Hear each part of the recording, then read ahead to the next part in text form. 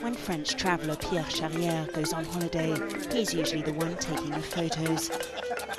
But today he's being captured for posterity, using a photographic method that was used long before he was even born.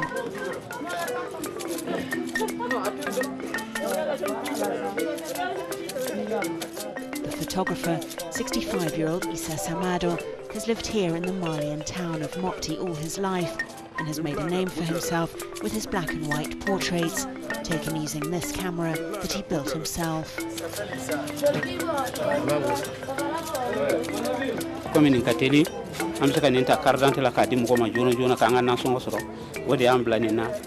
I stopped using a normal camera because people wanted passport photos and this is quicker. Issa charges $2 for 4 passport pictures, but portrait shots of tourists are much more lucrative, at around $3 for 1 photo. C'est assez surprenant.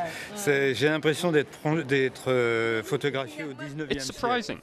I feel like I was photographed in the 19th century, in a time when photography first started. I think it would be interesting to replicate these photos, maybe with a more modern camera. Peut-être avec un appareil plus moderne. Issa often takes his camera on the road, looking for clients. Charrière says he would have gone to find Issa Samado if the photographer hadn't found him first. I definitely wanted to see this photographer because he works in such an old-fashioned way. I do photography myself and really love it, but I have never done what he does. I saw this about 20 years ago and I thought it doesn't exist anymore. Around 60,000 tourists visit the region of Mopti every year, many for just that reason, that cultures survive here that have ceased to exist elsewhere. C'est fantastique, c'est coloré, it's fantastic, it's colorful, it's incredible. All the smoked fish, the smells. Oui, c'est la première fois. Yes, it's my first time, but it's fantastic. It's true that we are not used to seeing all of this. The ambience of these people who are voyagers, who bring merchandise and who navigate the rivers, it's an extraordinary means of communication. If the river didn't exist, these people wouldn't meet, wouldn't live like this. It would be a shame. Mokhtar Ba is the man in charge of the tourism office for Mopti. Cette ville est située sur les rives du Bani.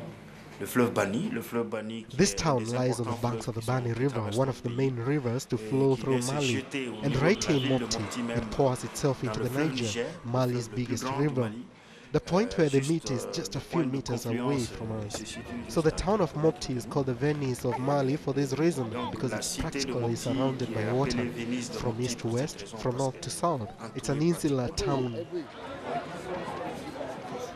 It might not look much like Venice, but like the Italian city, Mopti is dominated by the water that surrounds it.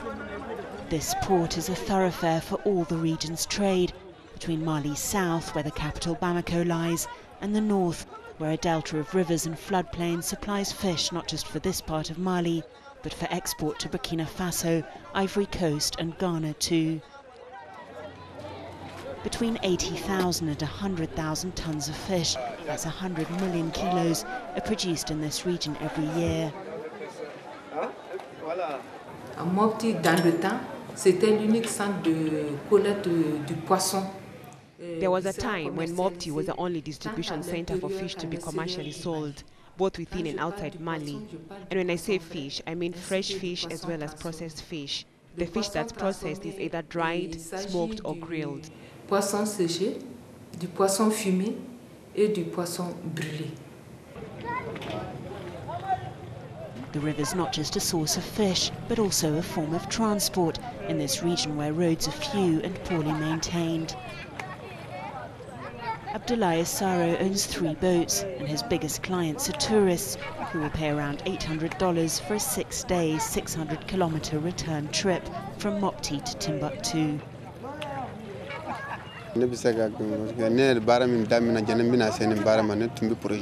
Before I started this work, I had another job. I saved money and bought a boat. Then I used that to work in tourism, and with the money I earned, I bought 2 more boats. The market is saturated now. A lot of people work with these tourist boats. Before, I didn't have a lot of competition, but there are many of them now.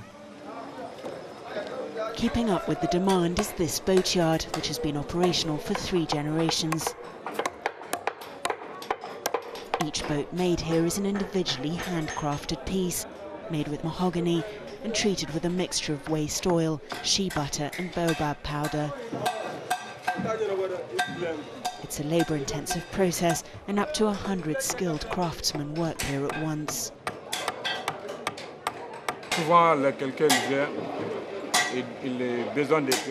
Often, someone comes and needs a fishing boat. Others want boats to transport people. And if they want good quality, we have to make them. There's a blacksmith on site who makes nails out of pieces of metal that have been thrown out and collected by local children. In Malian boat building, using nails is an innovation. We work the wood using metal because before, in previous years, they used ropes. They didn't use metal, nails, never. They did everything with rope.